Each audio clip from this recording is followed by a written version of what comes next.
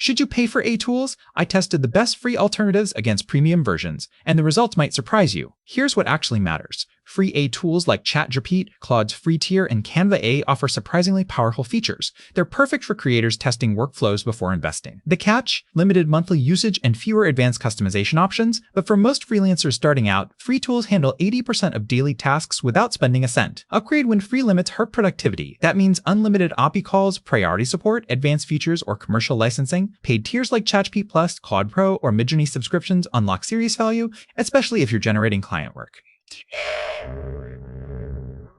Show HAP savings. If paid tools save 5 hours weekly, the subscription pays itself instantly. ChatGPT free tier, Claude free access, Canva's image generator, and Perplexity AI cover writing, design, and research beautifully. Photoshop's generative fill and Notion handle visual and productivity tasks. These aren't stripped-down versions. They're genuinely useful. Combine 3 free tools and you build a complete e-workflow without subscriptions. Start free. Master the fundamentals. Scale to pay tools only when they directly increase income or save significant time. This approach works for solopreneurs and small teams. Don't pay for features you won't use. Track which tools deliver ROI before upgrading.